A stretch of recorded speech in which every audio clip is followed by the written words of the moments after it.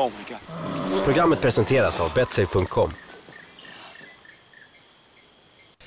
This is Marcus Kowal with StudioMMA and MMA Net, and we're here with the Grand Prix Strikeforce finalist, Daniel Cormier. How are you? I'm doing good, man. I'm just kind of hanging out, getting ready for the fights on Saturday. We saw you over here with Josh Barnett, and we've been to many of these kind of press conferences where obviously they're hyping the fight. This was the most intellectual and the funniest one I've ever been to. You're both such nice guys, and you're sitting eating breakfast before you're doing it together, talking wrestling. Mm-hmm. You guys are gonna fight. I know, yeah. Look, I mean, it's carrying that much emotion, the emotion that you're carrying on fight night for 6 to 8 weeks of promoting a fight it's pointless. It's draining. It's like training, man. It's like fighting. It's the same thing. You cannot carry a hate emotion for that long. It's going to be hard. You'll see it on Saturday night. I mean, John and Rashad have carried this for years, and that's going to take a toll on them. Do you think being emotional going into a fight is a disadvantage? I think you should not fight with emotion. I mean, that's not very smart. At least it wouldn't be for me. Different strokes for different folks. I mean, for me personally, I would not want to fight carrying a whole bunch of emotion. It's no good, man. It's just draining. It's real draining when you harbor that much feeling and ill will towards someone. And looking at the two guys, it obviously looks like Rashad Evans is more emotional. He feels more that he was done wrong. Do you think he will carry that into the fight from what you've seen of them and know of them? Well, you could tell he's very emotional leading into the fight. But if you watch closely, John's pretty emotional too. I mean, he's not immune to that. You could see it in his actions, and you could see how he's carrying himself. It's just a little different. Rashad, he's more emotional, and he has a right to be. You know, he was the first guy there.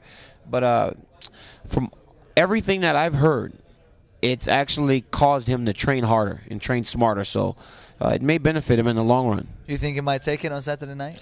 I'm hoping so, man. I mean, he's one of my better friends, and he's a great guy, and he's put himself in a position now to recapture his championship. I hope he can, but I really do believe John Jones is a special talent. He's a very special talent, and he's going to be difficult to beat. Now, looking at your own camp, a.k.a. you're kind of in the same position with another top-level heavyweight. You win on May 19th versus Josh Barnett. Cain Velasquez reclaims the crown in the UFC. What happens? Oh, I mean, those are things you discuss when the time comes. You know, right now it's not our reality. You know, so we don't even deal in it. I mean, I think that's where other people ran into problems. They start addressing this whenever there's no need to. It's not our reality. You know, so we'll deal with it when we cross that bridge. You know, we have a strong team behind us, Zinc Entertainment and our team, AKA. I mean, so there's no reason for it now. It's not our reality. It's really kind of far off, actually. We met you in Dallas, and I've said it before and I'll say it again. We watched you, me and Omar Boish, who's one of the top trainers from Sweden. We're like, that's an Olympic wrestler? It looks like a professional boxer. You know, and we said it. It's like, why is he not in the tournament? If he gets a chance, he will come a long way. And we're not trying to say that we predicted your future. Yes, you did. Nostradamus. But, you know, and here you are in the finals, and you went from... I don't think many people gave you a chance against Bigfoot, and you not only did you beat him, you knocked him out, which hardly anyone's been able to do. And now again, Josh Barnett, and you said it earlier in the press conference, it doesn't face you who's in front of you, and you've done it so many times in wrestling, but still there's punches involved. Yeah, it doesn't get to you at all. Not really, man, because like I said, you know, I mean, my base skill, wrestling, I can usually do it better than the person I'm in the cage with. So if all else fails, I'll just start wrestling them. We haven't seen you do that, though, really. Because all else haven't failed yet. Josh, you said as well, your wrestling is obviously second to none, but he's got the catch wrestling, the submission on the ground. Yeah. I presume you plan on keeping it standing. Not necessarily. I mean, I'm pretty confident in my grappling, man. I just haven't had the chance to show it. You know, I grappled with Devin Cole, and I controlled him the whole time, you know. So yeah. I'm confident in my grappling. I can do it. I grapple with great guys all the time, you know. I grapple Leandro Vera. He's a world champion. His brother's a 10-time world champion. I mean, I grappled those. I did. I mean, it was okay. I mean, obviously I'm not a better jiu-jitsu fighter than him, but but we're throwing punches and everything. You know, Leandro's putting himself out there for me to help me get better. So I'm grappling really, really good guys, man. So, I mean, I feel confident. Do you ever put a gi on? I do. Actually, I do put a gi on, yeah. Do you have a belt in jiu-jitsu? White. I have a white belt for effort. White belt for effort. Yeah. Are you planning on competing in jiu-jitsu at all? Well, I'm going to the White Belt World Championships in the summer. Oh, you really? Yeah, man. I'm competing in the Jiu-Jitsu White Belt World Championships. You heard it first here. Seriously, we're making plans for it. Really?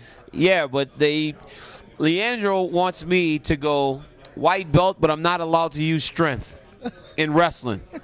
He said, so I don't know how I'm gonna lose if I can't do any of those things. But he said that I'm gonna compete in the White Belt World Championships or blue belt. You know, it just depends on how I do. I think it would just be fair that you go in as a blue belt. You heard it here. I'd say any blue belt, white belt, heavyweight in the worlds, plan on not paying that fee to enter the worlds because you're not going to win it. No, man, don't be like that. Probably going to get submitted in the first round. How is it with the Strikeforce and the UFC? It's not a problem for you to go and compete in the worlds. Is that mind? I mean, I don't think it would be. I haven't checked into it yet. You know, we're kind of in the beginning stages of it. This is all Leandro's, thing. He's working it up because I've been on him to get a blue belt. Right. So he said I have to win the White Belt World Championships and a whole bunch of other like prerequisites. He's not going to just give me anything. Right. So I've got to do a couple things and we're going to have to check with him. But I mean, it's just a competition. I'm not sure if it's going to be an issue. You must be the only heavyweight competing, especially for a title in Strikeforce, with a white belt in jiu-jitsu. I know. That's scary, right? I've got an 8th-degree black belt in wrestling. That takes care of a lot of that. You're such a personable guy, very chill, relaxed, cool. After your fighting career, what do you want to do?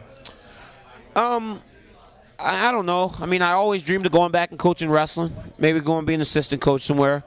I love that sport. Yeah, I don't think I would ever want to deal with the administrative part. It's a lot of stuff, a lot of work. Maybe be an assistant coach somewhere, or maybe coach wrestling at a gym or something. But I'm gonna coach. That's what I want to do. Tune in for one of the most exciting fights, in my opinion, on May 19th. Strikeforce Grand Prix finalist Daniel Cormier. Thank you for coming in. Thanks, man. No problem. Thanks for having me. Thank you.